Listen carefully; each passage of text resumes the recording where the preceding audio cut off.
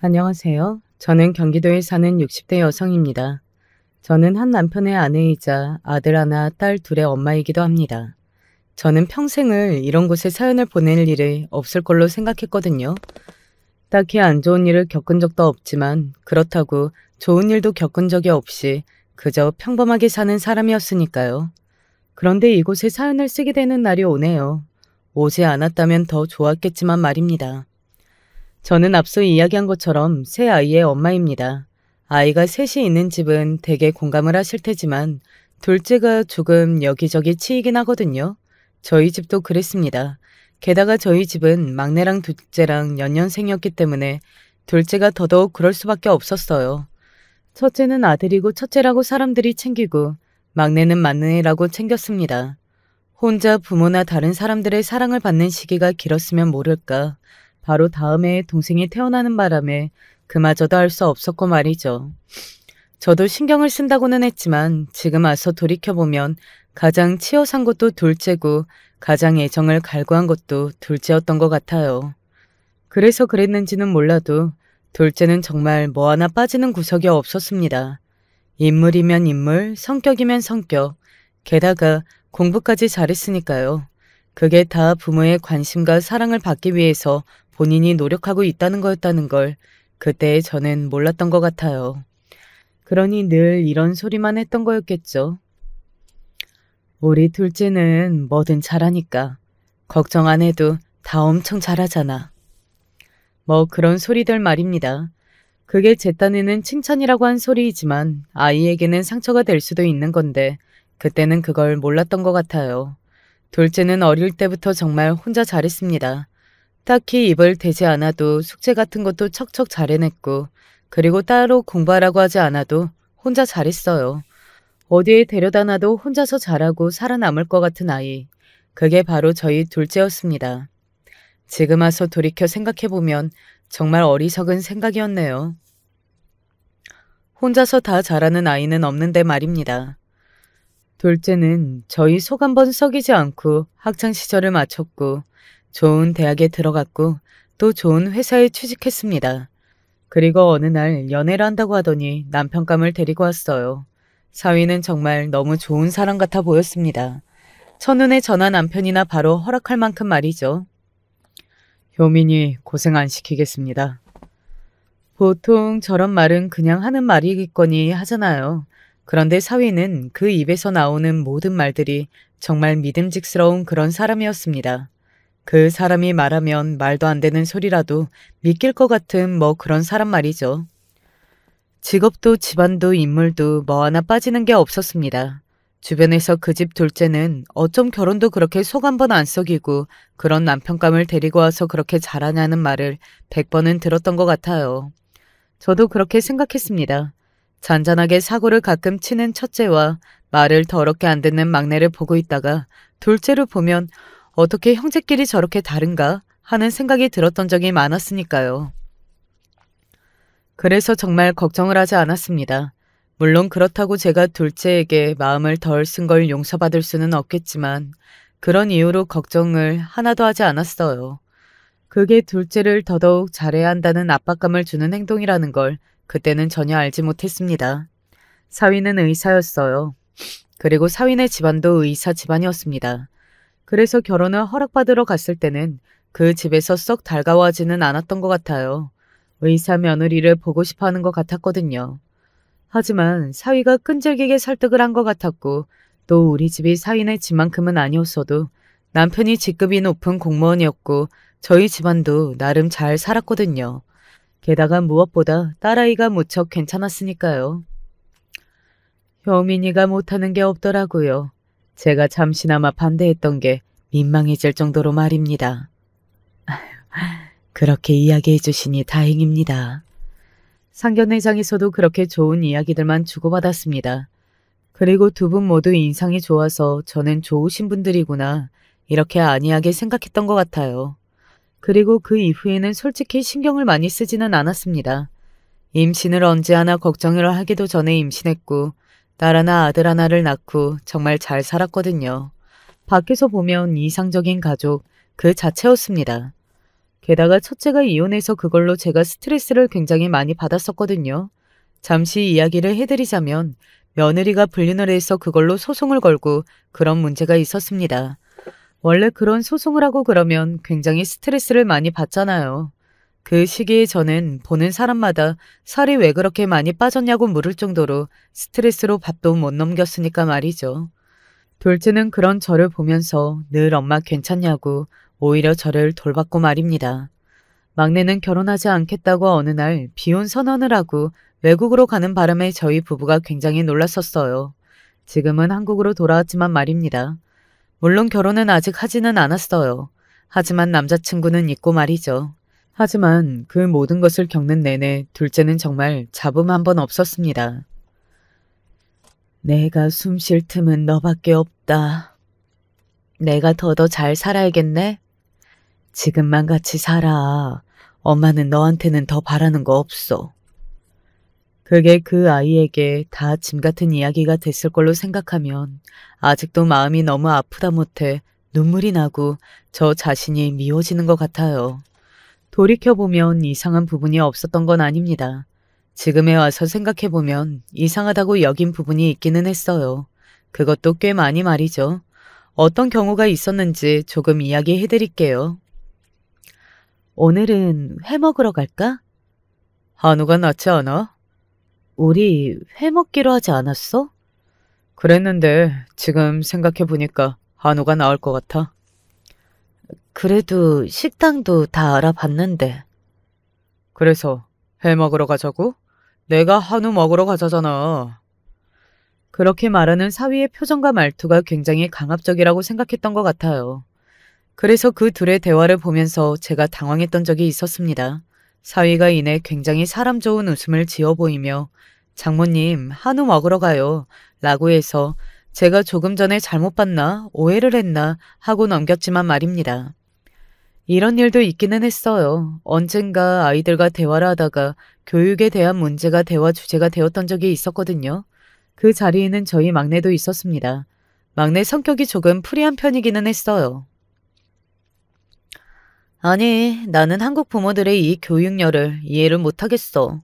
실제로 공부로 성공하는 애들은 극소수인 거 알아? 그래도 다른 재능을 발견하지 못한다면 공부라도 열심히 시키는 게 맞지. 애초에 한국 교육 시스템은 아이가 공부 외에 다른 재능을 발견할 기회를 주지 않잖아. 학교도 그렇고 부모도 그렇고 그걸 다 뜯어 고쳐야 한다는 거야. 그게 하루아침에 되는 게 아니고 어쨌든 아직은 한국이 바뀌지를 않았으니 일단은 나중에 선택이라도 할 수 있게 공부라도 시키는 게 맞지 않니? 그 과정에서 부모들이 굉장히 과열되는 게 문제잖아. 뭐 저는 막내 말도 일리가 있구나 하면서 고개를 그냥 끄덕이고 있었거든요. 그런데 사위가 갑자기 막내에게 그러더군요. 그건 못 시키는 사람들의 변명 같은 거지. 네?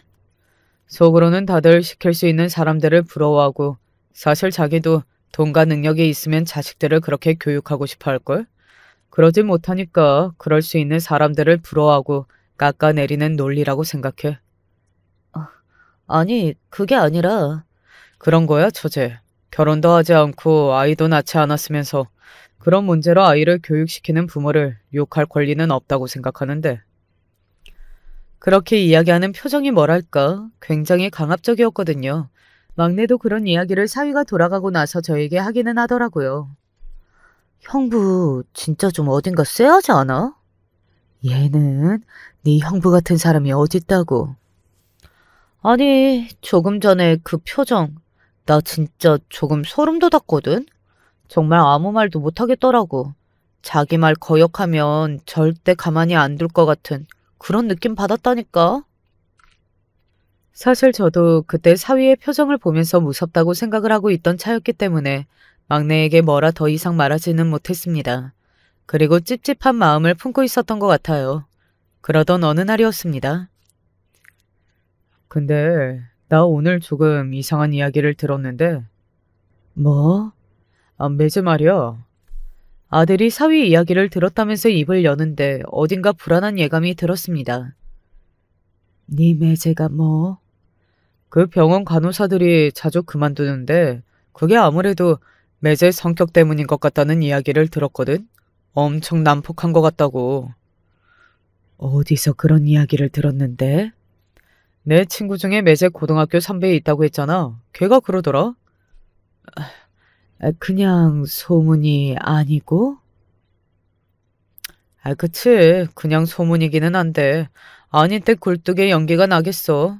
나는 그 이야기를 듣고 평소에 매제가 말하는 어투 같은 거 생각하니까 그럴 수도 있겠구나 싶겠던데. 아들도 사위가 강압적인 말투 같은 걸 느끼고 있을 줄은 몰랐는데 본인도 그런 걸 느끼고 있었다고 하더라고요. 은근히 사람 무시하는 기분이 든 적도 있었다고 말이죠. 그런데 그런 일이 반복되니 걱정이 되었습니다. 그래서 하루는 둘째 딸아이에게 전화해서 물어봤어요. 그냥 넘어가기에는 마음에 너무 걸렸거든요. 박서방 어때? 박서방이 어떻냐니? 갑자기 뜬금없이 그게 무슨 소리야? 아니, 엄마가 어디서 이상한 소문을 들었는데 하면서 그 병원의 간호사들이 사위의 난폭한 성격 때문에 많이들 그만둔다는 이야기가 있더라. 평소에 말하는 거나 표정에서 나도 그런 걸 조금 느꼈다 하는 것들을 이야기했습니다. 그런데 딸아이는 잠시 말이 없었습니다. 왜? 정말 무슨 일 있어? 잠시 말이 없던 딸아이는 제가 정말 걱정하듯 묻자 그냥 하하하 하고 웃더군요. 정말 어이가 없다는 듯이 말입니다. 그리고는 이렇게 말했습니다. 그 사람이 조금 깐깐해서 그래. 완벽주의자라 실수하는 거 하나도 못 넘기고 그런 건 있어. 간호사들이 그런 성격 못 버텨서 그만두는 사람 있는 것도 맞고. 그런데 막 폭력적이거나 그런 건 아니니까 걱정하지 마세요. 정말이지? 그럼 정말이지? 엄마, 내 말 못 믿어? 아니, 믿지. 네 말은 무조건 믿지. 네가 어떤 딸인데. 그니까 물론 나도 그 사람 그런 성격 때문에 스트레스 받을 때는 있어도 그래도 기본적으로는 좋은 사람이고 나나 애들한테 잘하니까 그런 이야기들은 신경 쓰지 마. 알겠지? 저는 정말 한시름을 놨던 것 같아요. 그럼 그렇지. 우리 둘째가 얼마나 믿음직스럽고 자기가 다 알아서 잘하는 아이인데 그런 일이 있으면 어련히 알아서 했을까 하는 생각을 하면서요. 그게 아니었는데 말입니다. 저는 그냥 마음을 놨습니다. 그래서는 안 되었던 건데 말이죠. 그런데 그러고 얼마 뒤에 딸아이에게서 연락할 일이 생겨서 전화했는데 받지 않았어요.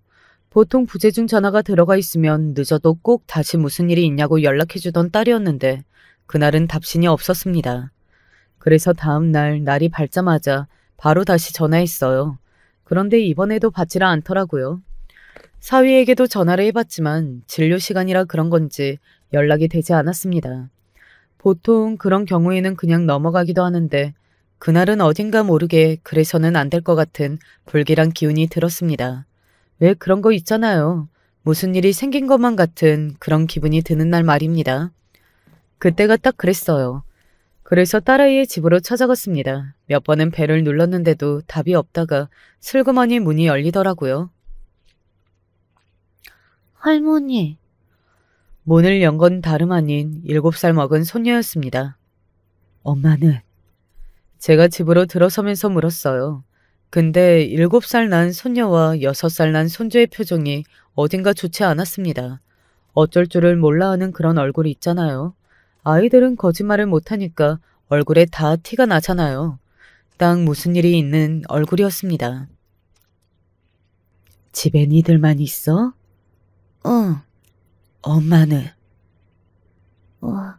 그게 아빠가 말하지 말라고 했는데. 그리고 손녀의 입에서 아빠가 말하지 말라고 했는데 그 말이 나오는 순간 제 몸에 누군가 찬물을 끼얹는 듯한 느낌이 들었어요. 너무 불길한 예감이 들어 손까지 살짝 떨려왔으니 말입니다. 최대한 차분한 척, 아무렇지 않은 척하면서 아이들을 달래듯 쓰다듬으며 조심스럽게 다시 물었습니다. 괜찮으니까 할머니한테 다 말해봐, 응? 나 진짜 아빠한테 혼나는데. 아빠 무서운데. 할머니가 비밀로 할게. 그러니까 할머니한테만 말해봐. 제가 그렇게까지 이야기하는데도 손녀는 망설이며 우물쭈물하더군요. 거기서 자신의 아빠인 사위를 얼마나 무서워하고 두려워하는지를 한 번 더 알 수 있어서 피가 씻는 기분이 들었습니다. 보통 7살 난 딸아이가 아빠를 무서워하는 수준은 분명히 아니었거든요. 그때였습니다. 아빠가 엄마 때렸다. 손주가 그렇게 이야기했어요. 저는 순간 무슨 이야기를 들었나 했던 것 같아요. 왜 사람이 굉장히 충격적인 이야기를 듣거나 상황을 겪으면 순간적으로 지금 이게 무슨 말인지, 무슨 상황인지 바로 이해가 되지 않는 경우들이 있잖아요. 그때가 딱 그랬던 것 같습니다. 엄마, 아빠한테 맞아서 병원에 갔어요. 그런 저에게 손주가 다시 한번 땅당 하듯 다시 그렇게 말하더군요. 손녀가 큰일 났다는 듯 저를 바라봤습니다. 저는 그 순간 이성을 잃었던 것 같아요.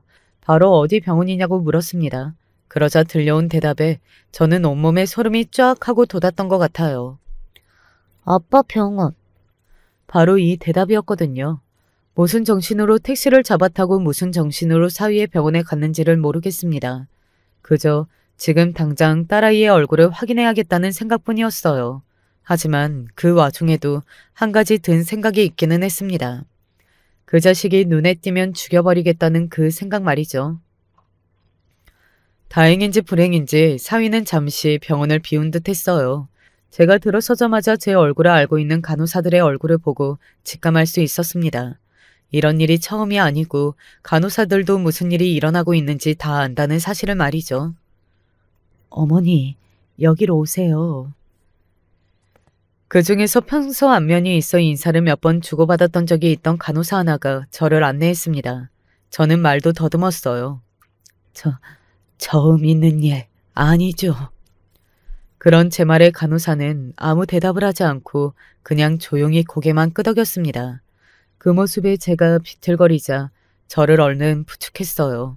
그리고는 당부하듯 이렇게 말했습니다. 너무 놀라지 마시고 그리고 지금 병원에는 원장님 안 계시거든요.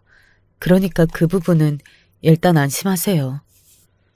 뭘 안심하라는 건지는 몰라도 저는 일단 너무 놀라지 말라는 말에 심장이 쿵 내려앉는 상태였기 때문에 다른 생각은 할 수 없었던 것 같아요. 그리고 안내받은 병실로 들어갔습니다. 병원 가장 구석에 있는 1인실이었어요. 그곳의 문을 조심스럽게 열고 안으로 들어갔습니다. 벽 쪽을 보고 누워있는 딸아이의 작은 뒷모습이 보였어요. 우리 둘째가 저렇게 작았었나 하는 생각을 했던 것 같아요. 밥 안 먹을래요? 입맛 없네. 제 모습을 확인하지 못하고 간호사로 생각한 딸아이가 그렇게 말했습니다. 그 목소리를 듣고 저는 다시 한번 가슴이 미어져 왔어요. 울었는지 어쨌는지 잔뜩 잠겨서 쩍쩍 갈라지는 그 목소리는 한 귀에 듣기에도 많이 상해 있었거든요. 저는 그런 딸아이의 이름을 조심스럽게 불렀습니다. 효민아. 딸아이는 후다닥 뒤를 돌아 저를 바라봤습니다. 딸아이의 그 표정에서 상당히 놀랐음을 알 수 있었어요.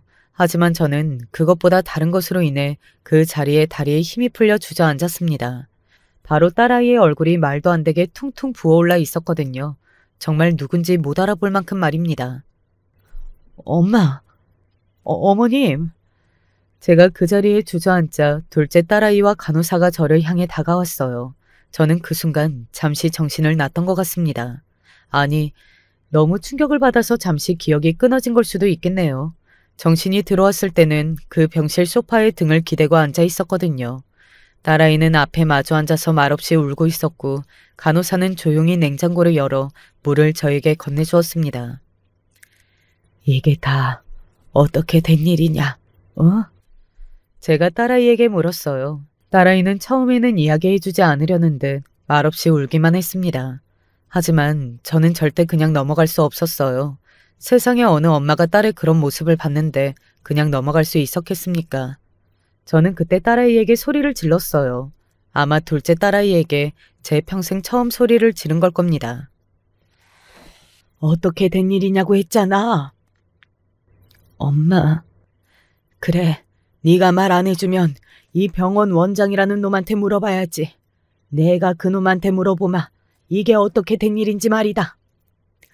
저는 그렇게 이야기하며 자리에서 벌떡 일어났고 딸아이는 그제야 제 팔을 잡았어요. 그러고는 앉으라는 듯 손짓을 하더군요. 다 말할게. 그러니까 일단 진정해. 진정할 수 있을 리가 없었지만 일단은 숨을 몰아쉬었어요. 분노로 충격으로 숨이 가빠져 오는 기분은 난생 처음이었습니다. 그런 저와 딸아이를 보고서는 간호사가 조용히 병실을 나가더군요. 이렇게 말하면서 말입니다. 오늘 원장님 병원에 안 들어오시니까 두 분 편하게 말씀하세요. 다른 직원들 입단속은 제가 알아서 잘 시킬게요. 고마워요, 이 간호사.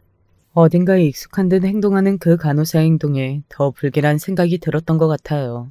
얼마나 이런 일이 자주 있었으면 하는 생각을 하지 않을 수 없었습니다. 딸아이는 생각을 정리하는 듯 잠시 숨을 몰아쉬더니 곧 이야기를 하기 시작했습니다. 그리고 저는 엄청난 충격을 받을 수밖에 없었고 말이죠. 처음에는 이 정도는 아니었어. 그냥 뺨 한 대 때리는 정도? 그것도 처음 맞았을 때는 엄청나게 충격받아서 이혼하느니 마느니 하면서 싸웠었는데 그럴 때마다 진짜 죽을 죄를 지은 사람처럼 빌면서 다시는 이런 일 없을 거라고 했거든. 하지만 그 말은 지켜지지 않았고 그리고 그 이후로 점점 더 폭행이 심해졌다고 했습니다. 처음 맞은 건 결혼하고 3개월이 채 되지 않아서였고 그 이후로도 시시때때로 맞기는 했는데 이렇게 입원할 정도로 많이 맞는 건 1년에 한두 번 있는 일이라고 하더군요. 딸아이는 힘없이 웃으면서 그걸 적다고 이야기하는 것 같았지만 저는 억장이 와르르 무너지는 기분이 들었습니다. 평생 속 한 번 썩인 일 없어서 손 한 번 대어본 적이 없는 딸이었습니다. 어디 때릴 곳이 있다고 그 작은 아이를 이렇게 입원해야 할 정도로 얼굴을 못 알아볼 정도로 때린 건지 저는 정말 이해를 할 수도 하고 싶지도 않았어요. 그리고 당장 죽여버리고 싶은 기분이 들었습니다.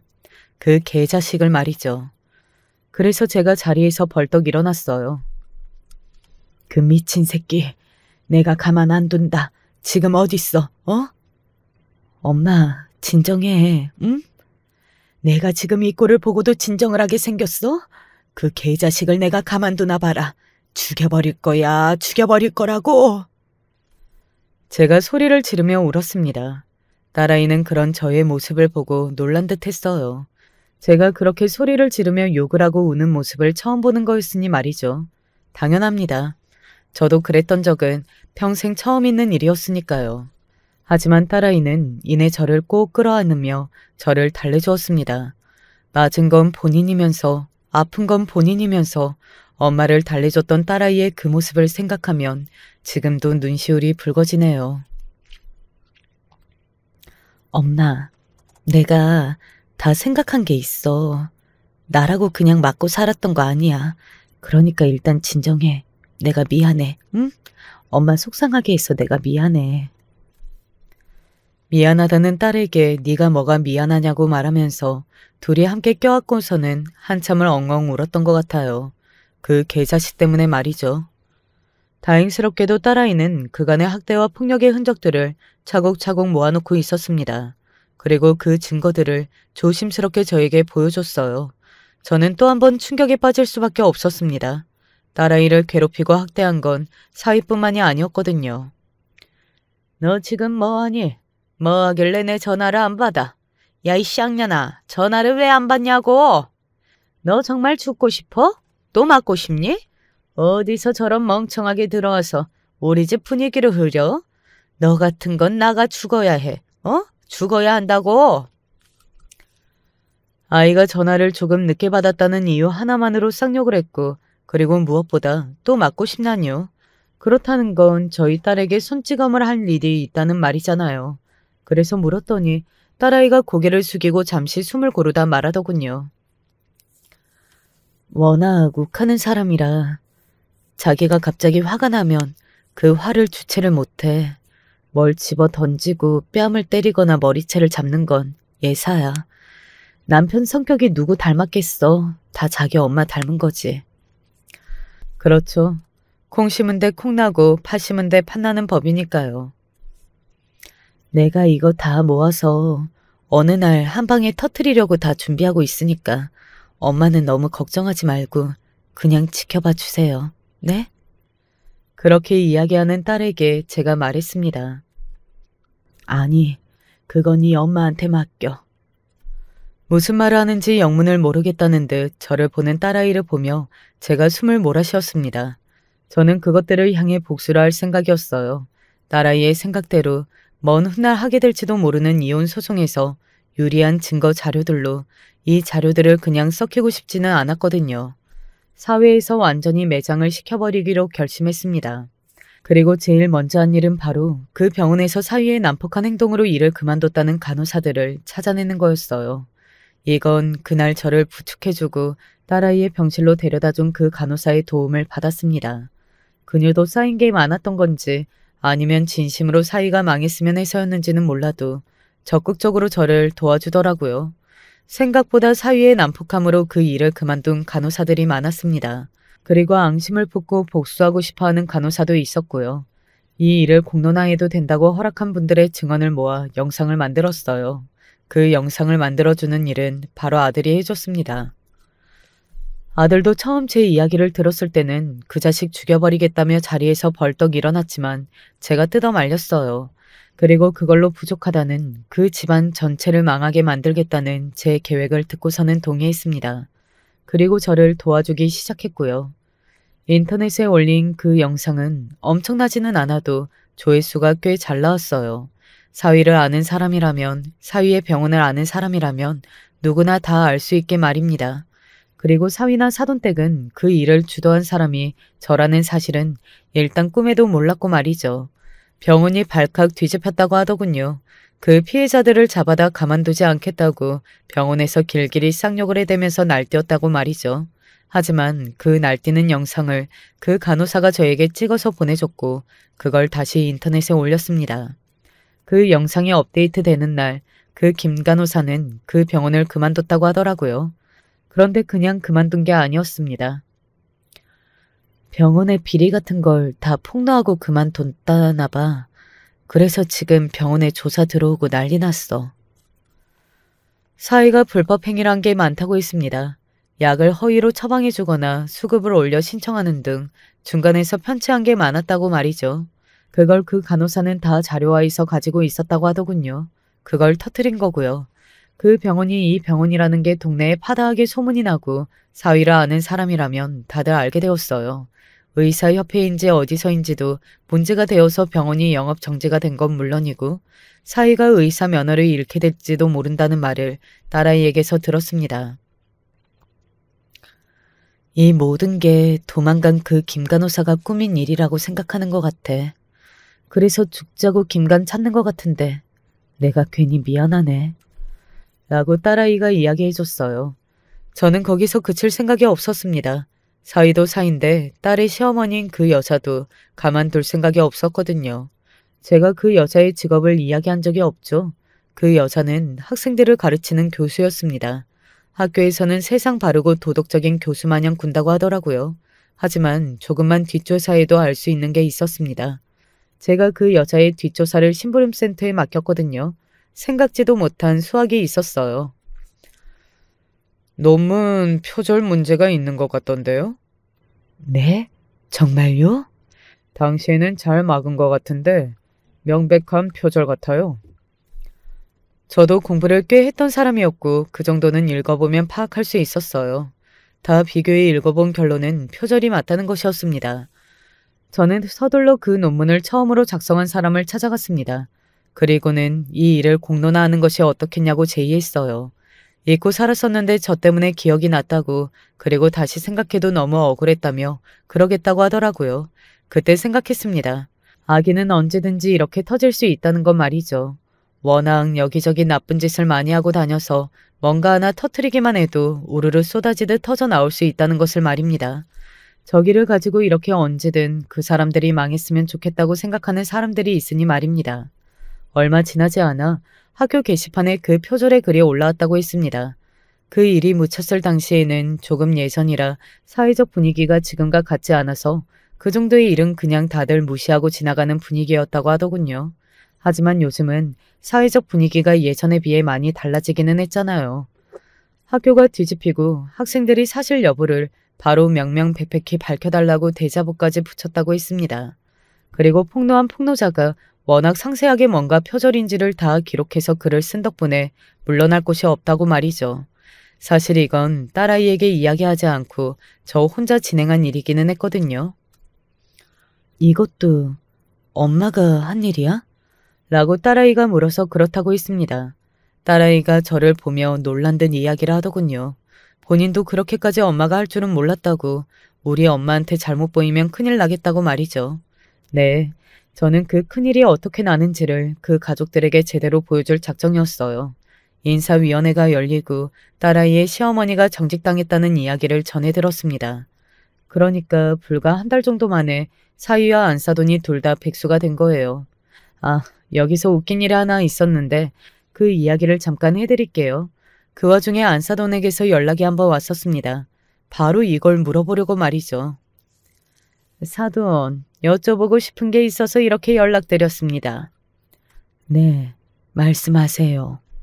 그 전화를 받는 내내 저는 제 감정을 들키지 않으려 노력했던 것 같네요. 당장이라도 입에서 쌍욕이 나올 것 같은 걸 간신히 참아가며 힘들게 통화를 했던 기억이 있습니다. 전에 말씀하신 그 용하다는 점쟁이 좀 소개해 주실 수 있으실까요? 그 순간 예전에 안사돈과 나눴던 대화 하나가 생각이 나더군요. 여러 가지 이야기를 하다가 요즘 사람들이 미신을 참 많이 믿는다더라 라는 주제가 나와서 제가 예전에 용한 무당한테 점을 보고 부적을 썼던 이야기를 했던 적이 있었거든요. 그때는 안사돈이 저를 약간 한심한 눈으로 바라보며 이렇게 이야기했었습니다. 그런 거에 돈 쓰는 거 아깝지 않으세요? 다 거짓말인데. 다 거짓말이라도 마음의 평화를 얻을 수 있잖아요. 그런 걸로 마음의 평화가 얻어지는 거면 그건 그만큼 그 사람의 멘탈이 단단하지 못하다는 거겠죠. 어딘가 저를 비웃는 듯한 그런 말에 제가 살짝 기가 죽었던 적이 있었는데 저한테 그 무당의 연락처를 물어보더군요. 속으로 비웃으며 알려줬습니다. 그리고 제가 먼저 그 무당을 찾아갔어요. 저는 자주 가는 단골이라 꽤 친분이 있었거든요. 그리고 그 무당에게 그간의 이야기를 해줬습니다. 내가 그러게 그 인간 어딘가 찝찝하다고 했잖아. 처음 딸아이와 사위의 사조를 넣었을 때 그 무당이 저에게 사위가 어딘가 찝찝한 인간이다 라는 말을 했거든요. 저는 그걸 귀담아 듣지는 않았었고요.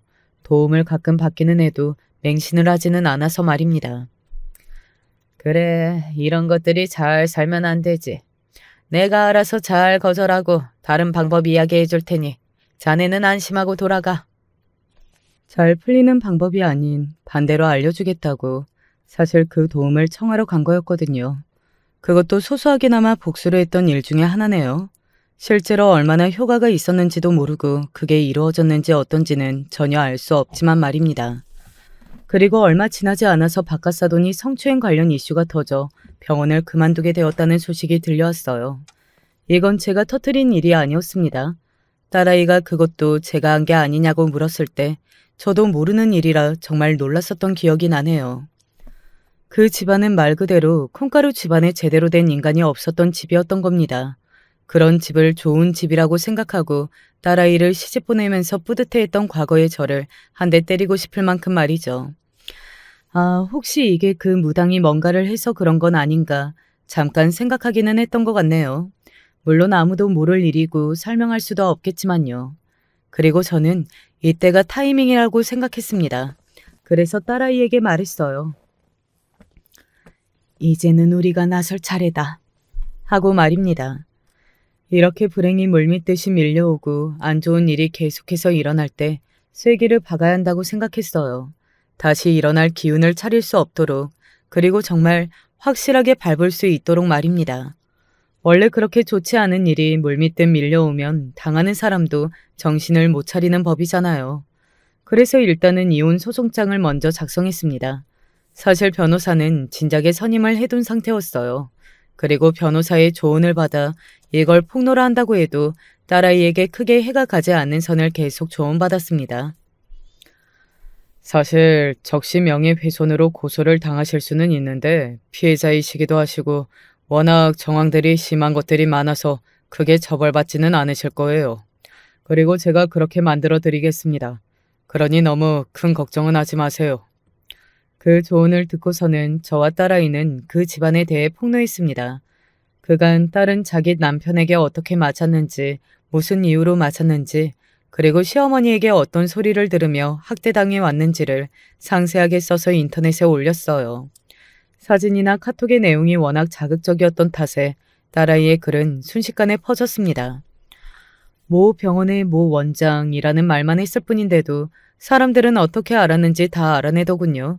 댓글에 그 동네 그 병원 원장이 맞냐, 그 병원 최근에 원장이 간호사들한테 갑질한 걸로 난리 난 병원이 아니냐는 댓글과 그 집 엄마가 교수인데 논문을 표절했다더라.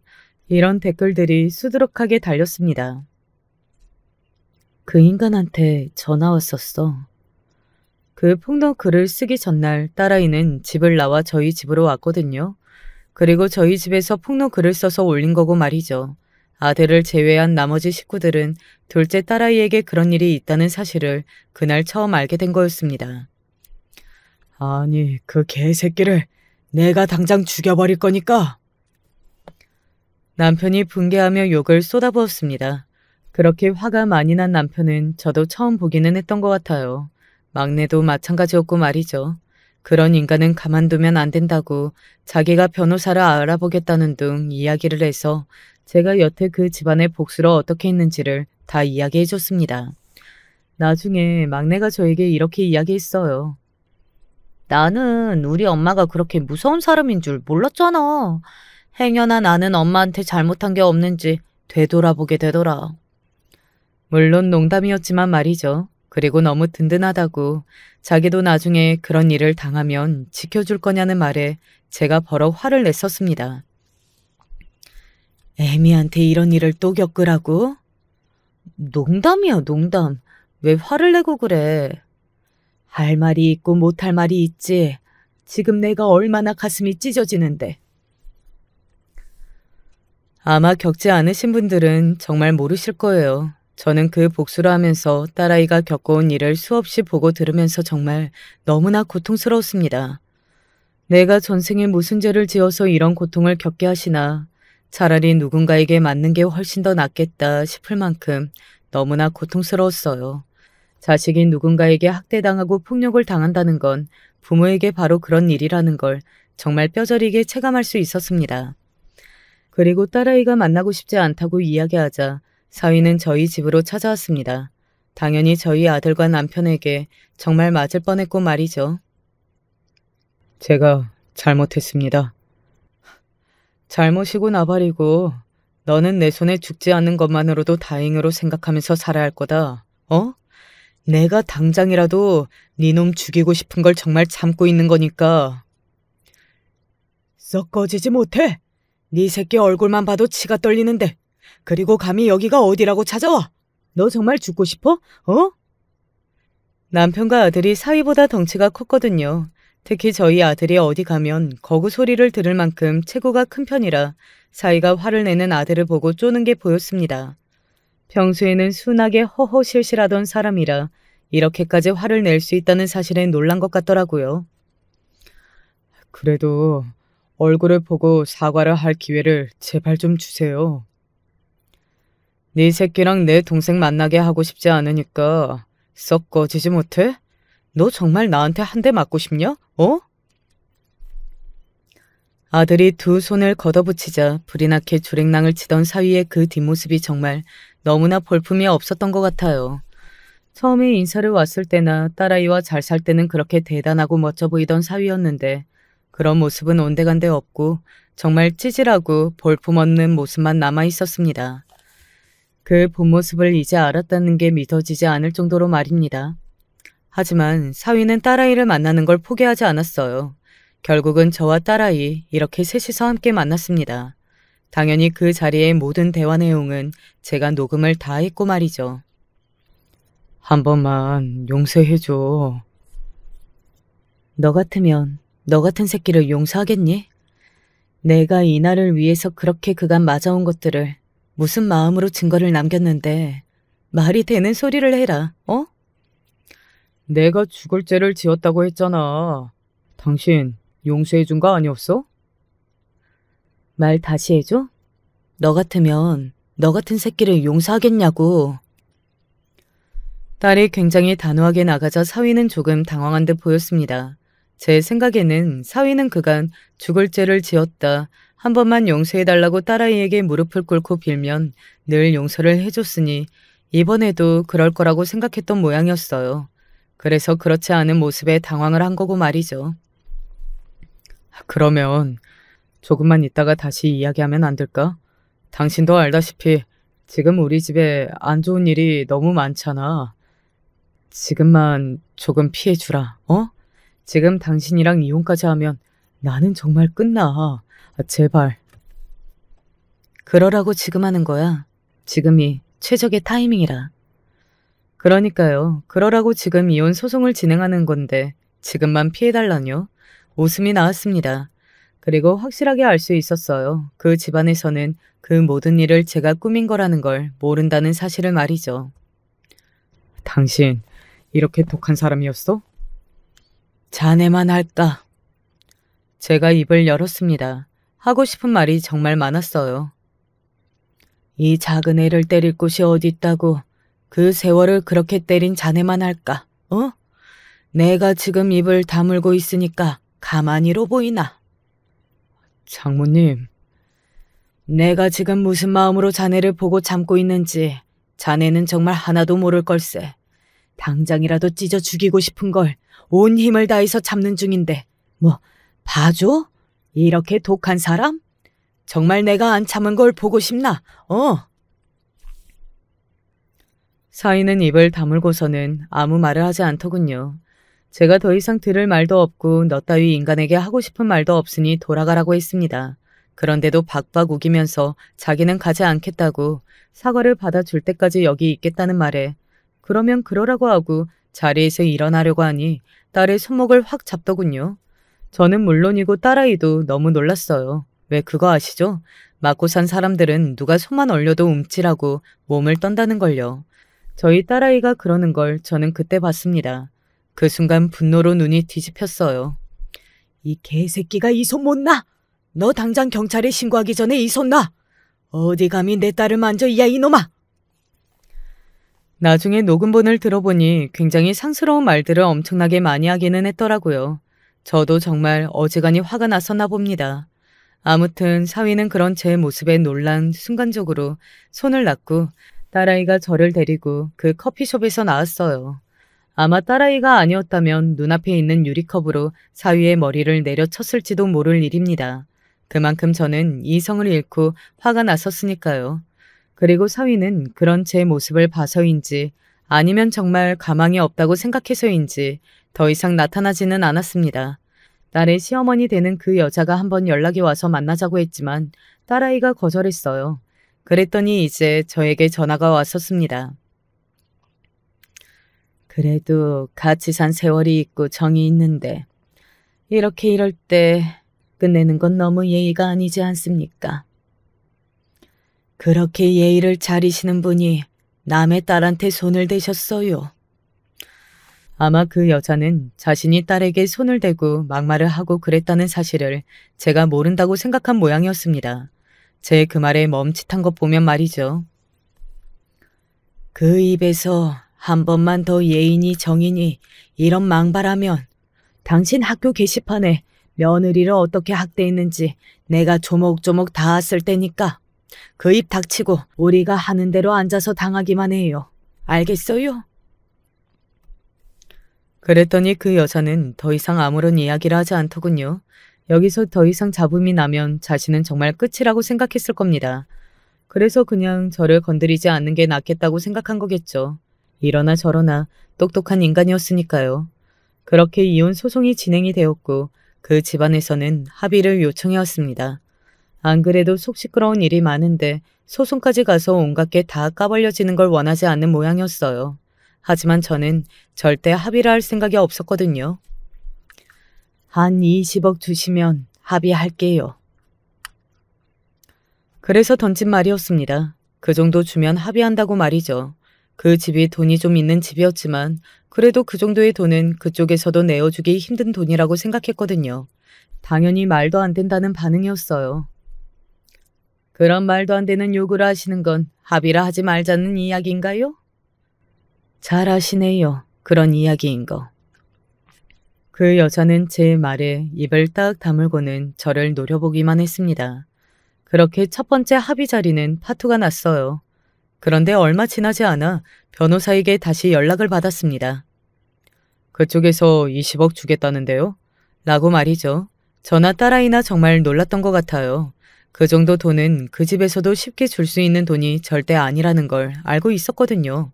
정말 어지간히도 이 일로 더 시끄러워지는 게 싫은가 보구나 싶었던 것 같아요. 나 그냥 그 돈 받고 이혼할래. 저는 솔직히 말리고 싶었습니다. 저희 집이 돈이 없는 집도 아니었고 저는 더 괴롭히고 싶었거든요. 하지만 딸아이는 더 이상 그 집안과 엮이는 게 싫은 모양이었어요. 수년간 학대를 당해온 딸이니 그럴만하다고 생각은 합니다. 저는 그래서 더 이상 다른 말을 할 수가 없었어요. 그 문제만큼은 딸아이가 원하는 대로 다 해줘야 한다고 생각했거든요. 두 아이의 양육권과 그간의 재산 분할, 그리고 위자료 20억을 받고서는 이혼 서류에 도장을 찍었습니다. 사위는 마지막까지 딸아이를 붙잡고 싶어 하는 것 같아 보였지만 딸아이는 사위와 눈도 마주치지 않았어요. 그렇게 그 거지 같은 집안과의 연은 마무리가 되었습니다. 그리고 그 집안은 정말 폭삭 망했어요. 결국 안사돈도 학교에서 잘리게 되었고 사위도 면허가 취소되었습니다. 더는 의사로 살 수 없게 된 거죠. 바깥 사돈도 그쪽에서는 얼굴을 들고 다닐 수 없게 되었고 말이죠. 그 동네에 버티듯 살다가 하도 사람들이 떠드니 어느 날 도망치듯 이사를 했다고 했습니다. 나중에 안 사실인데 지방에 내려가서 바깥 사돈이 작게 병원을 개원했다고 하더군요. 이제 그 집안의 밥벌이를 할 수 있는 사람이 본인밖에 없으니 그런 것 같았습니다. 그리고 사위는 거기 지방에서 어떤 여자와 결혼했다가 또 폭행으로 이혼을 당했다고 건너들을 수 있었습니다. 정말 재벌을 개 못 준다고 생각했어요. 제 복수는 이렇게 성공적으로 끝이 났습니다. 아마 이 사연을 들으시는 여러분들도 그렇게 생각해 주실 걸로 생각해요. 무엇보다 이 서울 하늘 아래에 사라진 게 가장 마음에 드는 부분이네요. 딸아이는 여기저기 여행도 다니고 상담도 받으면서 이제는 많이 좋아졌습니다. 아이들이 커가는 걸 보는 것을 행복이라 여기면서 말이죠. 그래서 요즘은 어디 가서 행복하다고 말할 수 있게 됐다고 하는 걸 듣고는 눈물이 났던 것 같아요. 제 사연은 여기까지입니다. 어떻게 들으셨나 모르겠네요. 저는 오늘을 마지막으로 이 이야기를 다 털어내려고 합니다. 이제 저도 내일을 살고 싶어요. 부디 저와 딸아이를 응원해 주시면 감사하겠습니다. 그러면 저는 이제 그만 줄일게요. 늘 건강하고 행복하세요. 안녕하세요. 40대 초반의 노총각입니다. 일생을 여자라고 못 만나보고 살다가 최근에 좀 마음이 흔들리는 일이 있어서 조언을 구하고자 이곳에 사연을 남겨보려고 합니다. 저는 소위 말하는 독거 노총각입니다. 아픈 어머니가 병원에 계시고요. 형들이 둘 있는데 형수들이 어머니 보살필 생각을 안 해서 제가 병원에 자주 찾아뵈면서 말동무도 해드리고 간병도 하고 그러고 있습니다. 나이는 40을 넘겨서 결혼할 나이도 지났는데 특별히 모아놓은 돈도 없고 하니 인생 이래저래 참 의미 없이 보냈다는 생각이 드네요. 형들은 다 대학을 나왔지만 저는 집에서 대학도 안 보내줘서 여태 변변한 직장도 없었어요. 무엇보다도 저를 괴롭히는 건 머리숱입니다.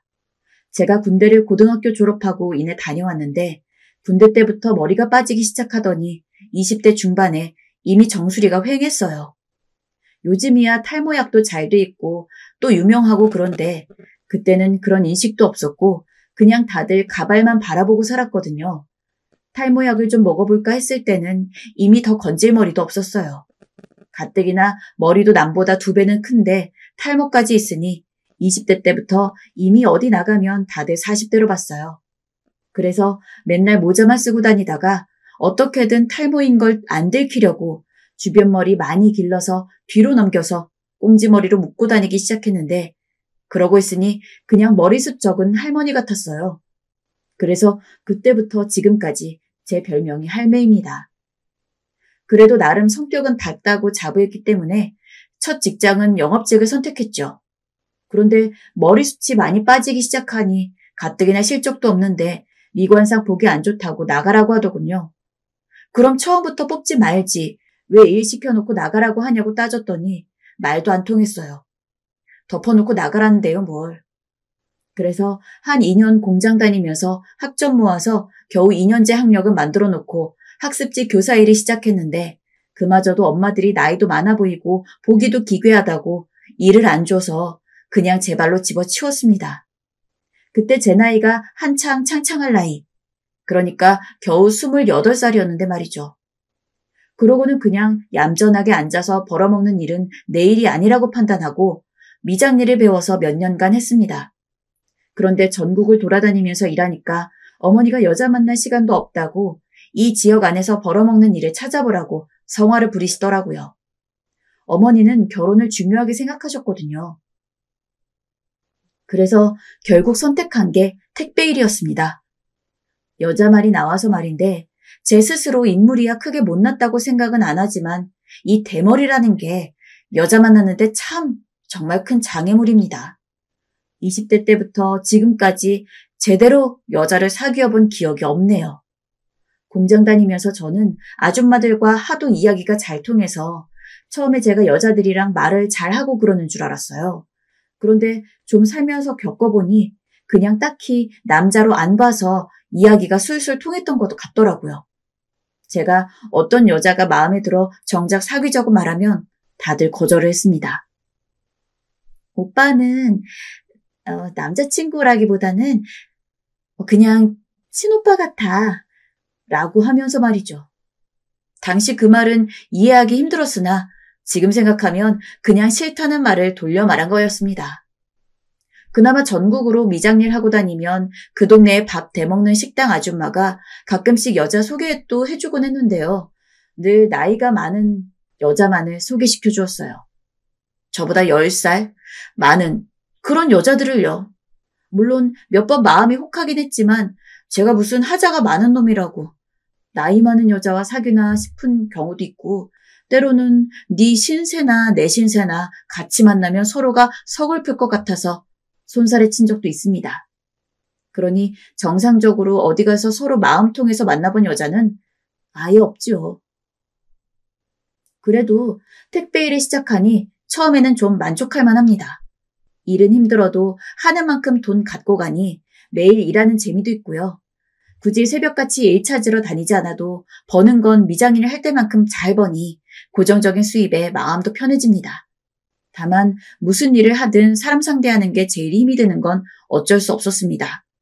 심지어 이건 얼굴 맞댈 일도 없이 집에서 손가락 몇 번 놀리고 전화 한 통만 하면 사람 골탕 먹일 수 있으니 참 별의별 사람들을 다 겪곤 합니다. 몇 개의 사례를 들어드리면 사람 말소리는 들리는데 나와보지를 않아서 벨 한 번 더 눌렀다고 문 앞에 놓고 가시라니까요 하고 소리를 빽 지르는 손님들도 있고요. 처음에는 나름 능숙하게 대처한다고 못 들었습니다. 좀 크게 말씀하셨어야죠 하고 웃고 가면 그게 또 기분 나빴다고 회사에 전화를 해서 트집 잡는 사람들도 있습니다. 택배에 쓰인 주소가 아니면 따로 배달할 의무도 없는데 여기 갖다 놔라 저기 갖다 놔라 시키는 손님은 예사지요. 제일 화가 나는 건 당연한 듯이 심부름을 시키는 사람들입니다. 요즘은 좀 덜하지만 오는 길에 담배 사와라 물 사와라 가는 길에 뭐 좀 버려달라고 하는 손님들도 많습니다. 그러면 택배만 배달합니다 하고 문자 보내거나 무시하면 그만이긴 하지만 가끔은 애 혼자 집에 있거나 하는 딱한 경우도 많고 그렇습니다. 갈수록 사람들이 인터넷 주문을 많이 하다 보니 하루에 배달해야 할 양도 만만치 않아지고 참 젊어서 골병 든다 싶었지만 그래도 돈이라도 많이 모아놔야 나중에 뭐라도 할 것 같아서 꾹 참고 버티는 중이죠. 또 어머니 병원비도 일부는 보태야 하고요. 잘난 형님, 형수들은 전부 일이 바쁘다고 병원에는 문 한 차 가끔 오는 게 전부고 시간 날 때마다 병원에 가는 건 저 하나밖에 없죠. 그래도 병원비는 3분의 1씩 공평하게 하자길래 제가 난리를 쳤더니 그나마 둘이서 40%씩 내고 저는 20%를 내고 있습니다. 병원에 가면 효자 아들이 엄마 병간호한다고 장가도 안 간다고들 하는데 사실은 여자 만날 주제가 안 돼서 못 가는 형편이니 어느 순간부터는 그 소리도 듣기 싫더군요. 나이 40에 장가 가고 싶어도 못 가는 마음을 나이 많은 아줌마들이 뭘 한다고들 말이죠. 아무튼 개인적인 사정은 빼놓고라도 갈수록 배달 시간도 촉박해져서 밥도 제대로 못 먹는 일이 많아지니 먹고 살자고 하는 일에 의욕이 안 생깁니다. 더군다나 갑질하는 고객이라도 한번 만나면 그날은 하루 종일 기분이 잡치는 날입니다. 그런데 또 배달 시간이 너무 촉박하니 그런 더러운 기분을 그대로 느끼면서 바쁘게 뛰어다녀야 한다는 게 또 이 일의 힘든 점입니다. 게다가 한 번씩 택배 분실이라도 일어나면 정말 기운 빠지는 일이죠.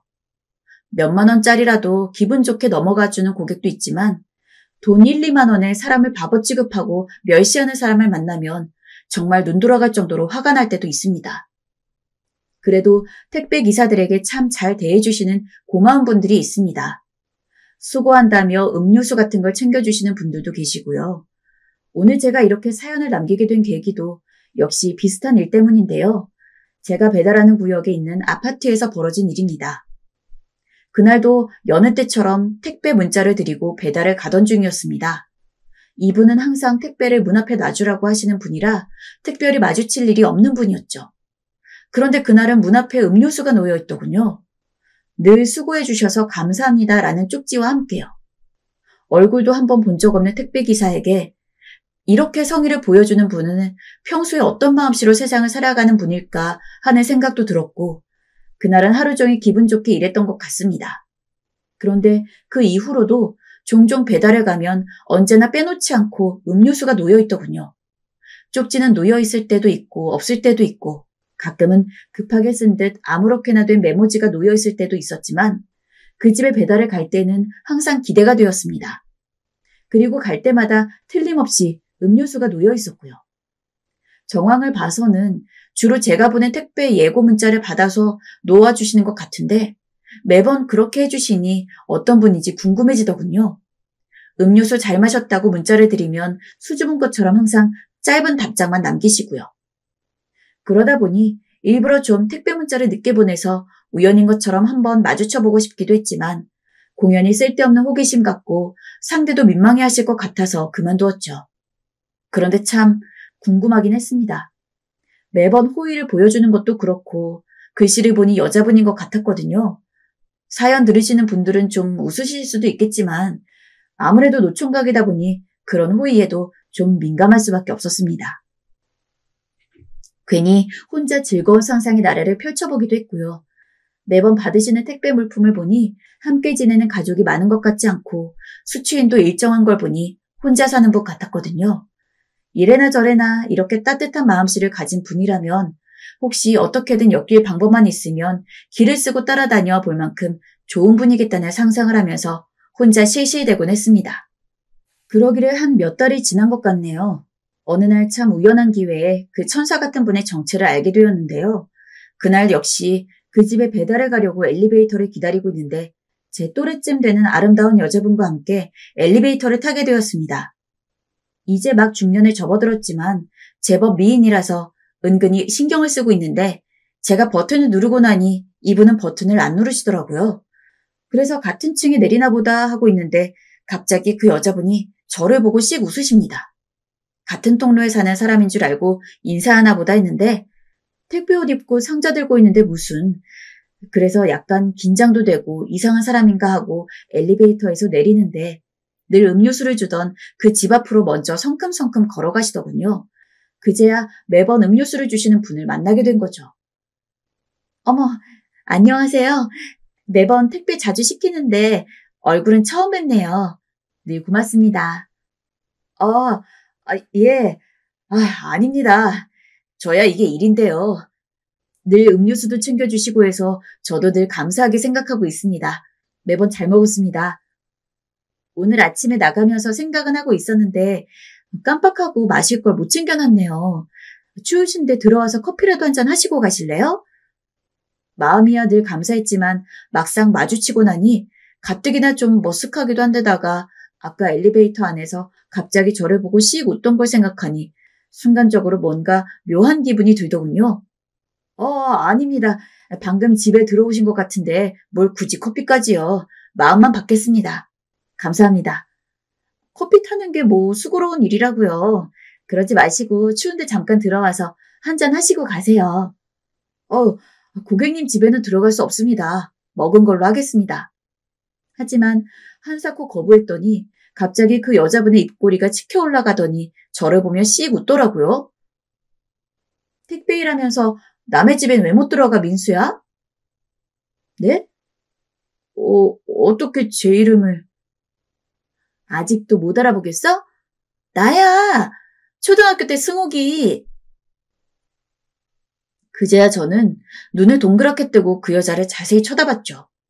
그러고 보니 웃는 모습이 예전이랑 전혀 달라진 게 없더군요. 그동안 그렇게 궁금하던 친절한 그 여자가 바로 승욱이었을 줄이야. 승욱이는 초등학교 4학년 때부터 3년간 같은 반이었고 자주 짝꿍이 됐던 친구였습니다. 초등학교를 졸업하고는 볼 일이 없었지만 중고등학교 때도 가끔 소식을 전해 듣곤 했던 친구였죠. 저는 그제야 반가운 마음에 승욱이에게 인사를 건넬 수 있었습니다. 그렇게 승욱이의 손에 이끌려 집으로 들어가 저희는 30여 분간을 이야기를 나눴습니다. 간만에 만나는 초등학교 동창들의 이야기라는 게 시시콜콜하긴 했지만 그래도 저한테 무척 잘해줬던 여자애라서 그간 내심 한 번쯤 보고 싶었기 때문이었죠. 그래, 너는 진짜 변한 게 없더라. 몇 달 전에 요 앞에 지나가는데 나 처음에 긴가민가 했는데 아무리 봐도 너 같더라니까. 나이만 들었지 예나 지금이나 그 얼굴은 그대로 남아있네. 그대로긴 뭘 그대로냐? 모자 쓰고 다니니까 그렇지. 한번 볼래? 제가 익살스럽게 모자를 벗자 승욱이는 한참을 깔깔댔습니다. 여자들 앞에서는 그렇게 감추고 싶던 콤플렉스였지만 이상하게도 승욱이 앞에서는 그 콤플렉스도 사라지고 능청스러워지게 되더군요. 나이를 들어서 만나도 예전 초등학교 때 서로를 대하던 느낌이 그대로 남아있기 때문이겠죠. 야, 그럼 말을 하지 왜 음료수만 계속 문 앞에 내놨어? 난 또 노총각 도와주는 우렁각 씨가 있는 줄 알았네. 처음에 긴가민가 했다니까? 근데 택배 어플을 보니까 요즘은 그 기사님들 사진이랑 이름이랑 그런 게 다 나오더라고. 그래서 넌 줄 알고 음료수 마셔가면서 하라고 준 거지. 근데 너 아직 결혼 안 했나 보네? 안 하긴 못했다. 가고 싶어도 못 갔어. 혹시 돈 많은 과부 있으면 소개나 좀 시켜줘라. 간만에 만난 친구인데 이참에 네 덕 좀 보자. 근데 너도 결혼 아직 안 한 것 같은데? 예? 나는 벌써 한 번 갔다 왔어. 애는 없고 혼자 사니까 편하고 좋다, 야. 야, 내가 매일 같은 시간에 정해진 대로만 다니다 보니까 올해는 못 앉아 있는다, 야. 이것도 너랑 이야기하려고 시간 엄청 많이 뺀 거야. 다음에 우리 시간 되면 밥이나 함께 하자. 뭘 다음이야. 얼마 만에 만났는데 이러고 끝이야? 이따 일 끝나면 먹어. 여태 공들여서 음료수도 챙겨주고 했더니 꼭 택배를 시켜야 네 얼굴을 보는 거야? 승욱이는 몇 시간 뒤에 정말로 집으로 저녁 먹으러 오라고 확인 문자까지 했습니다. 저는 서둘러 일을 하고는 몇 개는 다음날 배달해드린다고 양해 문자까지 보내고 일찍 일을 끝냈습니다. 그리고 집에 들러 나름 멋지게 차려입고 승욱이 집으로 향했죠. 승욱이 집으로 가는 내내 문득 어린 시절이 생각났습니다. 승욱이랑은 어렸을 때부터 사이가 참 좋았죠. 그 나이 때 애들이 남녀끼리 서먹한 경우도 많았는데 승욱이와는 아니었어요. 집이 같은 방향이라서 같이 집에 간 적도 많았고요. 그러다 보니 애들한테 놀림도 많이 받았습니다. 그 시절 생각이 나니 마음이 뭉클하기도 하고 기분도 묘했습니다. 또 사실 그동안 여자도 못 만나고 여자 문제로 내심 고민도 많았는데 몇십 년 만에 만난 이성 친구가 그렇게 반가울 수가 없었습니다. 꼭 엉큼한 마음이 있어서가 아니라 그냥 여자와 만나서 이야기를 나눈다는 자체가 신이 나기도 했고요. 또 제 신체의 컴플렉스도 승욱이 앞에서는 아무것도 아닌 게 되니 그런 것이 또 더 각별하게 생각되었죠. 제가 부끄럽게 생각했던 부분을 아무렇지 않게 드러낼 수 있는 건 저로선 특별한 일이었으니까요. 그렇게 설레는 마음으로 승욱이네 집에 도착해보니 승욱이도 벌써 저를 맞이할 준비를 끝내고 있었습니다. 야, 이 많은 음식을 우리 둘이서 다 먹냐? 너 요리 실력이 보통이 아니네. 나 이런 상은 처음 받아본다, 야. 야, 나 혼자 이걸 무슨 수로 다 해. 배달시킨 거 접시만 깐 거지. 친구들 몇 명 더 부르려고 이것저것 시켰는데 생각해보니 다들 가정이 있어서 올까 싶더라고. 오늘은 우리 둘이서 소주 한잔 하자. 승욱이와 저는 어른이 되어 만났지만 어색함이 전혀 없었습니다. 서로 살아온 이야기를 하다 보니 서로 정신없이 술을 주고받았죠. 서민수, 너도 참 인생이 기가 막히다. 어떻게 나이 40이 되도록 애인 한 번을 못 만나봤냐? 초등학교 때만 해도 애가 멀쩡하더니 팔자가 그러셨을 줄 누가 알았겠어. 근데 우리 총각이 간만에 여자랑 술 마시는데 하필 이혼녀라서 어떡해? 야, 말도 마라. 여자랑 이야기하면 눈이 나를 쳐다보는 게 아니라 내 정수리만 뚫어지게 보고 있어요. 그럼 그걸 쳐다보는 여자가 속으로 무슨 생각을 하겠어? 나도 한 30까지는 그깟 머리 털없는 게 무슨 대수라고 그렇게 생각했다. 에이, 근데 너는 왜? 결혼해보니까 별로 재미가 없디? 왜? 술 때문이었는지 아니면 그 자리가 너무 편해서였는지 저도 모르게 이혼 이야기가 나오고 말았습니다. 저는 이내 사과했지만 승욱이는 괜찮다며 신경 쓰지 말라고 하더니 혼자 연거푸 술을 들이키더니 한참을 괴로워했습니다.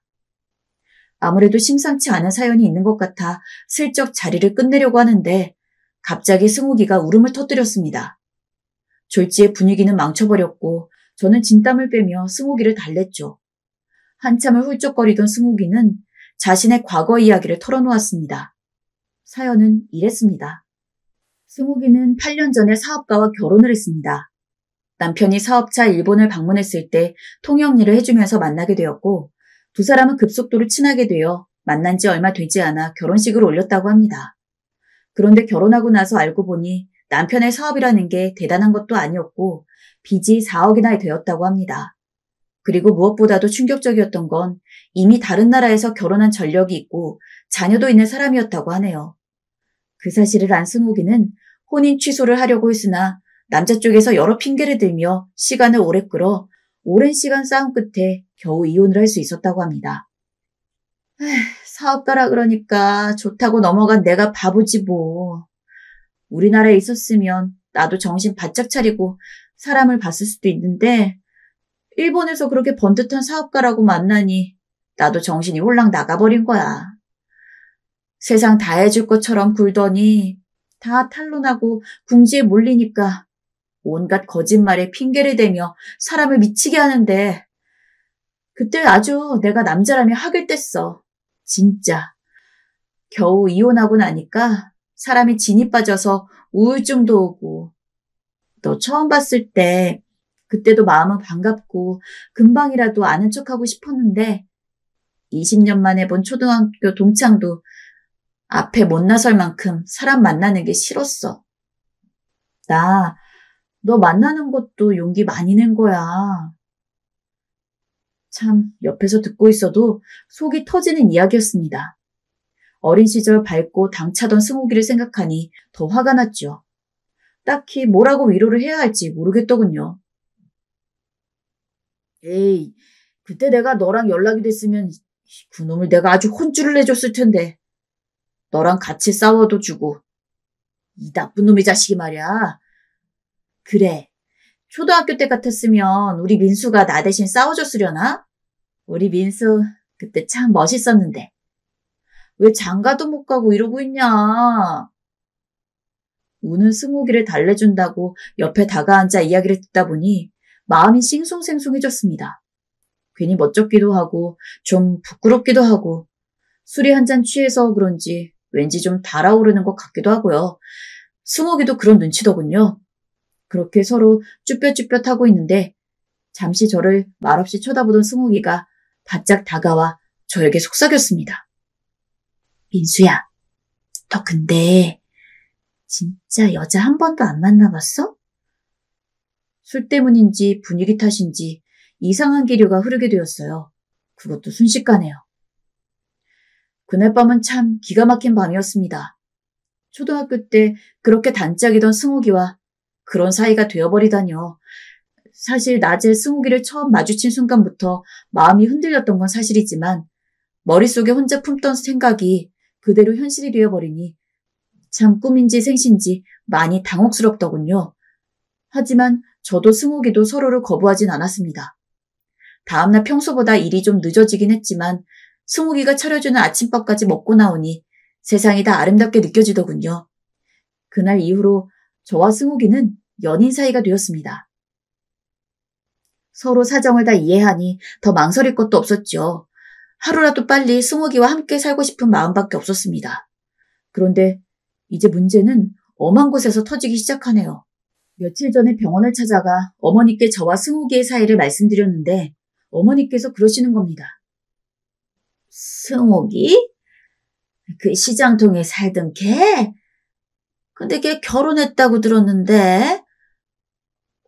엄마 알고 있었어요? 엄마들 모인 자리에서 건너 듣긴 했는데 그럼 이혼했는가 보네. 얘 뭐 그렇게 됐대요. 야 이놈아, 그럼 너는 어디 여자가 없어서 이혼한 애랑 만나고 다녀? 그래서 네가 걔를 책임지고 살기라도 할 작정이냐? 아이 뭘 꼭 책임을 지고 말고 해요. 지금 잘 만나고 있단 소리죠. 또 만나나 보면 같이 살 수도 있겠고 뭐 그런 거죠. 행여나 허튼 생각은 하지도 마라. 걔가 시집가서 못 살고 나왔을 때는 다 뭔가 이유가 있으니까 그랬겠지. 아니 이유고 뭐고 간에 다른 남자랑 한번 살다 온 애를 총각인 네가 왜 만나? 차라리 어디 알아보고 젊은 외국 색시를 데려오면 왔지. 뭐 한다고 이혼한 애를 만나니? 생판 모르는 애도 아니고 초등학교도 같이 다녔겠다. 니네 동기끼리 서로 아는 애들이 얼마나 많은데. 엄마, 요즘 세상에 그게 무슨 말이야. 나이 많은 총각이 이혼녀 만나는데 요즘 옛날이 어딨어?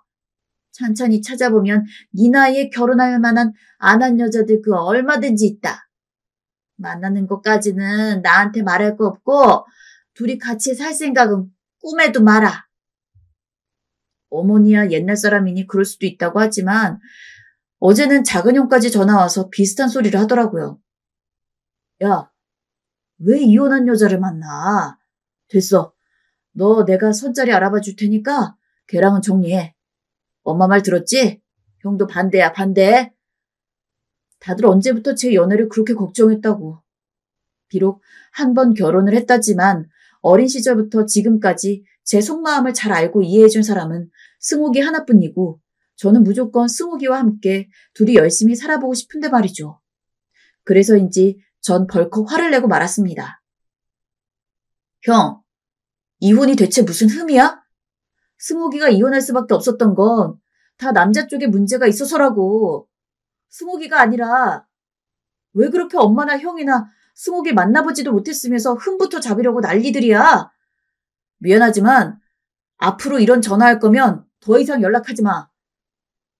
한마디 하려던 게 감정이 복받쳐 오르다 보니 저는 형에게 못할 말까지 하고서 전화를 끊고 말았습니다. 끊고 나선 너무 갔나 싶어 급히 후회가 되긴 했지만 이제 와서 다시 되돌릴 수도 없었죠. 근데 형이 또 그걸 고세 어머니에게 일러바친 모양인지 어머니께서도 총알이 날아왔습니다. 너 형한테 연락하지 말라 그랬다며. 고작 여자 하나 때문에 형제간의 인연을 끊겠단 게야? 아니 엄마, 무슨 내가 언제 인연을 끊자 했다요. 그게 아니라 형이 자꾸 실없는 소리를 하니까 내가 그러지 말라고 한 거죠. 그게 왜 실없는 소리냐. 네 형 말이 다 맞지. 승욱이랑은 죽어도 안 돼. 어머님 뿔이 단단히 나셨는지 절대 안 된다며 승욱이와의 연애를 반대하고 나섰습니다. 하지만 제가 이 나이에 어머니 말 때문에 오랜만에 만난 이 귀한 인연을 놓치겠습니까? 저는 승욱이와 계속 만났습니다. 물론 어머니 몰래요. 택배일이 끝나면 승욱이 집으로 가 함께 저녁을 먹었고 미주알 고주알 이런저런 얘기도 나누고 사랑도 나눴어요. 어머님 계속 의심을 하는 듯 했지만 저는 그럴 때마다 어머니에게 순욱을 만나지 않고 있다며 둘러대었습니다. 저와 승욱이는 오랜만에 만났지만 참 다정한 부부처럼 지냈죠. 그러다 보니 결혼에 대한 이야기도 빠르게 나온 것 같습니다. 어느 날 승욱이가 먼저 제 밥숟가락에 젓갈을 올려주며 말하더군요. 우리 같이 한번 살아볼까? 하고요. 승욱이의 속삭임에 저는 얼른 고개를 끄덕였지만 그 순간 어머니의 얼굴이 빠르게 스쳐 지나갔습니다. 승욱인 그때까지만 해도 어머니의 결사반대를 모르고 있었으니까요. 그럼 어머니께 인사부터 드리러 가자. 오랜만에 뵙는 거니까 더 설레네. 승욱인 들뜬 모습이었지만 저는 폭풍이 덮쳐올 것 같은 기분에 마음이 불안불안해졌습니다. 역시나 일은 터지고 말았습니다. 제가 분명 어머니께 승욱이가 올 거라고 제발 잘해달라고 울며불며 사정했건만 어머니는 승욱이를 보자마자 싸늘한 표정으로 결혼은 안 된다고 말하셨습니다. 엄마, 안 된다. 내 아들 이혼녀랑은 결혼 못 시켜. 얘가 머리도 빠지고 직업도 변변치 않지만 그래도 이혼녀한테 장가갈 만큼은 하자 있는 애도 아니다. 저를 욕하시는 건지 승욱이를 욕하는 건지 모르겠지만 어쨌든 어머니는 저희 둘을 함께 묶어 보내버리시곤 계속 말을 이으셨어요. 승욱이 네 입장에선 억울하겠지만은 너도 애 낳은 부모 입장에서 보면 이해할 수 있을 거다. 앞으론 과히 이런 거 들고 오지도 말고 찾아오지도 말아라. 나는 눈에 흙이 들어와도 이 결혼 허락 못하니까. 아프다고 늘 신음소리만 흘리셨던 어머니께서 허리를 고추 세우고 일어나셔서 눈을 부릅뜨고 말하시는 모습이 마치 저승사자 같았습니다. 어찌나 정정하시던지 병이 나은 줄 착각할 뻔했죠. 어머니의 입장은 여전히 바뀌지 않았습니다. 그리고 승욱이의 얼굴은 반대로 동상 걸린 사람처럼 괴롭게 변해갔고요. 저는 이 상황을 도무지 어떻게 해야 할지 모르겠어서 앞이 깜깜했습니다. 그때 승욱이가 조심스레 입을 떼었습니다. 어머니, 들으셨는지 모르겠지만 저도 이혼하고 싶어서 한 거 아닙니다. 남편이 제 등을 쳐먹고 간 놈이었어요. 저도 억울한 일을 당한 거예요. 무엇보다 저는 민수랑 함께 살고 싶어요. 허락해 주세요, 어머니. 제가 잘 모시겠습니다. 승욱이는 급기야 눈물까지 흘렸고 어머니 발밑을 감싸 안고 엉엉 울었지만 어머니 표정은 바뀌지 않았습니다. 절로 한숨이 나왔죠. 제가 나서야 할 것 같아 일단 저는 승욱이를 떼내어 진정시킨 후 어머니 옆에 앉아 이야기를 시작했습니다. 탈모로 인한 그간의 고통들과 여자를 사귀고 싶어도 아무도 저를 만나주지 않았던 일들, 그리고 승욱이를 향한 저의 진심을요. 어머니, 승욱이는 제가 대머리여도 괜찮대요. 다른 여자들은 일은 저 무시하고 하대하게 바빴지만 승욱이는 절 처음으로 따뜻하게 봐준 여자예요. 저 이런 여자 어디서도 못 만나요. 승욱이같이 심성 좋고 이쁜 여자 못 만난다고요. 어머니, 제발 허락해 주세요. 예? 저 어머니 지금까지 열심히 간호해드리고 나름대로 잘해드렸잖아요. 어머니도 제 부탁 한 번만 들어주세요. 저의 간청에 어머니 눈빛이 조금 흔들렸습니다. 저는 그런 어머니를 더 붙잡고 놓지 않을 기세로 계속 설득에 나섰습니다. 승욱이는 옆에서 이 상황을 눈물로 지켜보고 있었고요. 그러나 제 설득에도 어머니는 몇 시간 동안이나 장정처럼 떡 버티고 섰고 그날은 집으로 갈 수밖에 없었습니다. 하지만 그 다음 날도 병원을 찾아 저와 승욱이가 물러서지 않을 기세로 계속 애걸하니 결국 어머니 입에서 짙은 한숨이 뿜어져 나왔습니다. 꼭 정녕 결혼을 해야겠단 거야? 예, 어머니. 승욱이와 제 입에서 동시에 대답이 나왔지요. 어머닌 저희 둘을 번갈아 쳐다보시더니 다시 한숨을 내뱉으시곤 그럼 알아서 하라는 식으로 말씀하셨습니다. 대신 잘 살아야 한다고요. 그렇게 어렵게 허락을 얻어내어 저희는 결혼을 하게 되었습니다. 정말 꿈만 같았어요. 얼마 전까지만 해도 제 인생에 결혼이 있을까 싶을 정도로 불안감도 심했고 고민도 많았는데 드디어 결혼이라니. 저는 승욱이의 손에 예쁜 반지를 끼워주며 눈물 흘리는 일 없게 평생 행복하게 해주겠노라고 다짐했습니다. 그의 승욱이도 눈물 어린 웃음을 지으면서 잘 살아보자 했고요. 신혼생활은 꿈만 같았어요. 승욱이 집을 팔고 제 집을 팔고 좀 더 큰 집을 찾아 이사를 갔는데 둘만 있는 그 공간은 너무도 아득했고 함께 있을 때면 그 무엇도 두렵지 않았습니다. 그 어떤 것도 해낼 수 있을 것 같은 기분이 들었지요. 마치 내 인생에 잃어버린 반쪽을 찾은 듯하다는 노래 가사가 절로 떠오르는 나날들이었죠. 하지만 인생이란 놈은 왜 이리 파란만장한 걸까요? 겨우 행복을 찾았다고 생각했는데 결혼을 한 후 또 한 번 폭풍이 몰아닥치기 시작했습니다. 바로 저희 어머니 때문이었죠. 어머니의 건강이 편찮아지면서 저와 승욱이가 병원에 자주 가게 되었는데 아무래도 저는 바쁘다 보니 승욱이가 병원에 있는 일이 많았습니다. 그런데 저도 몰랐던 사이 어머니와 승욱이 사이에 갈등이 많았나 봐요. 어느 날은 퇴근을 하고 집에 돌아왔는데 승욱이가 울면서 제게 속마음을 털어놓았어요. 어머니 정말 너무하셔. 내가 화장실 가는 거 도와드리겠다고 옆에 붙었는데 글쎄 붙지 말라고 쳐내는 거 있지. 난 그냥 도와주려고 한 건데 정말 너무하신 거 아니야? 저번에는 자기가 어머니 좋아하는 과일 사왔잖아. 그때는 별말 안 하시더니 어제 나보고 글쎄 자기가 돈 쓰면 그걸 말려야지 왜 말리지 않았냐고 나보고 돈 관리 안 하냐고 하시는 거야. 그러면서 내 옷 보고 이거 비싼 거 아니냐면서 자기 아들 힘들게 번 돈 내가 펑펑 쓰고 다니는 거 아니냐고 뭐라 하시는데 나 정말 힘들어서 못 살겠어. 이런 말 하면 안 되지만 솔직히 병원 안 가고 싶다고. 승욱이는 이러다가 자기가 병에 걸릴 것 같다면서 엉엉 울었습니다. 저는 아픈 엄마가 승욱이에게 이렇게까지 할 줄은 몰랐기에 크게 당황했습니다. 그래도 결혼하고 나면 많이 누그러지실 줄 알았는데 자기 도와주러 온 승욱이에게 이런 식으로 대했다고 하니 화도 났고요. 저는 갑갑한 마음에 나가서 담배를 한 대 태우곤 다음날 일이 끝나고 어머니를 뵈러 병원으로 향했습니다. 엄마, 혹시 승욱이 아직도 못마땅하세요? 걔가 그걸 또 그새 일렀니? 참나, 내가 몇 마디 좀 했다고 쪼르륵 달려가서는 하나를 보면 열을 안다고. 걔 심성도 알만하다.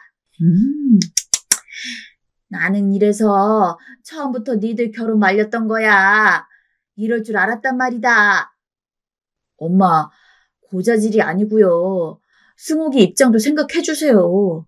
승욱이도 바쁜 시간 쪼개서 엄마 뵈러 오는 거예요. 엄마 도와주러 오는 거라고요. 그런 사람한테 자꾸 못되게 말씀하시면 당연히 기분이 안 좋죠. 뭐? 바쁜 시간? 하는 게 집안일밖에 없을 텐데 바쁘긴 뭐가 바쁘겠니? 그리고 너도 아픈 내 앞에서 그렇게 개편 들고 싶으냐? 에이, 꼴 보기 싫으니 돌아가. 계속 네 마누라 편들 거면 썩 가라고. 그게 아니라요, 엄마. 어머님 그대로 침대로 돌아누우셨고 절 쳐다보지도 않으셨습니다. 내심 초췌해진 어머니의 몰골과 마른 몸이 신경 쓰였지만 어머니에게 더 다가갈 수조차 없었죠. 둘 사이의 갈등을 어떻게 해야 되나 고민이 깊어가던 찰나 그러던 어느 날 승욱이가 더러 쪽지 한 장을 남기고 사라졌습니다. 나 친정에 좀 갔다 올게. 라는 쪽지였죠. 아무래도 승욱이도 많이 지친 것 같았습니다. 저는 승욱이가 없는 사이 혼자 밥을 해먹고 TV를 보며 시간을 보냈지만 어쩐지 승욱이가 없으니 모든 게 재미가 없었고 행복하지도 않았습니다. 승욱이가 너무도 그리웠죠. 결국 저는 승욱이의 마음을 달랠 겸 승욱이 친정으로 향했습니다. 하지만 역시나 거기서는 저는 또 한 번 폭풍을 마주했습니다. 이번엔 장모님이었죠. 자네 지금 제정신인가? 내 딸이 그런 푸대접을 받고 있는데 중간에서 조율 하나 제대로 못한단 말이야? 아니, 이혼했다고 반대할 때도 기분이 무척 나빴지만 그래도 그땐 세상 편견이라는 것도 있으니 참았어. 근데 내 딸이 자네 어머니 병수발까지 들면서 이런 대접을 받아야 하는 이유가 대체 뭔가? 요즘 같은 세상에 이혼이 뭐 흠이라고 이런 푸대접을 받아야 하느냐고. 죄송합니다, 장모님. 다 제 잘못입니다. 저는 할 말이 없었습니다. 장모님의 말이 다 맞았기 때문이죠. 저희 어머니께서 도가 지나치신 건 사실이었고 중간에서 제대로 제가 처신하지 못한 것도 맞았으니까요.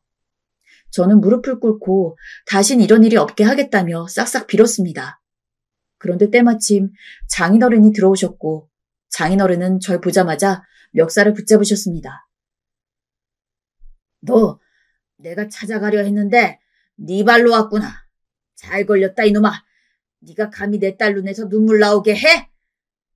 저는 장인어른의 두툼한 손에 이리저리 흔들렸습니다. 승옥이가 급히 말리려 했지만 장인어른은 이미 너무 화가 나 눈에 아무것도 보이지 않는 상태인 것 같으셨습니다. 나이가 많으신 줄 알았던 장인어른의 힘이 어찌나 센지 저는 이리저리 끌려다니다가 장식장에 머리를 부딪혀 잠깐 눈앞에 별이 보이기도 했습니다. 다행히 승옥이가 제게 손대면 죽겠다고 하는 통에 사태가 겨우 마무리되었지만 장모님과 장인어른은 상황이 끝나고도 절 죽일 듯이 노려보셨습니다. 마치 올가미에 매달린 사형수가 된 기분이었어요. 자네, 마지막으로 말하겠네. 이 문제는 자네가 해결하게.